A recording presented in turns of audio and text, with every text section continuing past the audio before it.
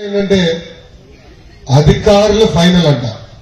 అంటే భూమి వివాదం ఏమవుతే మన అధికారులు తీర్చుకోవాలి, కోర్టుకెళ్లే అర్హత మనకు ఉండదంట.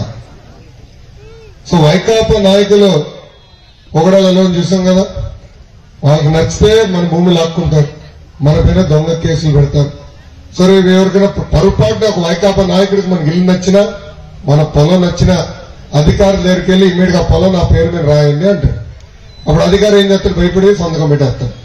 భూమి వాళ్ళ పేరుకి వెళ్ళిపోయింది, కోర్టుకెళ్లే అర్హత లేదు ఆ చట్టం ప్రకారం. ఇంకో విచిత్రం ఏంటంటే ఒరిజినల్ కాగితాలు, భూమికి సంబంధించిన ఒరిజినల్ కాగితాలు ఈయన పెట్టుకుంటారంట, జగన్మోహన్ రెడ్డి గారు పెట్టుకుంటారంట, మనకి కాపీలు ఇస్తాడంట. అదే ఆయన పెట్టుకుంటాడంట, జిరాక్స్ కాపీలు మనకి ఇస్తాడంట తల్లి.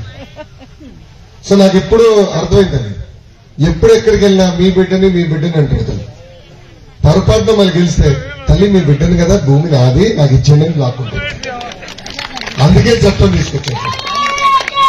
అమ్మా మీరు ఆలోచించండి, భూమి కొనిన తర్వాత కానీ లేదంటే భూమి అమ్మే ముందర కానీ ఆ భూమి పత్రాలు తీసుకెళ్తాం, దేవాలయం కానివ్వండి చర్చ్ కానీ తీసుకెళ్లి పూజలు చేసి అప్పుడే కార్యక్రమం చేస్తాం. ఎందుకంటే ఒక అటాచ్మెంట్, భూమి అంటే మంది, ఒక భద్రత మనకు ఉంటుందని.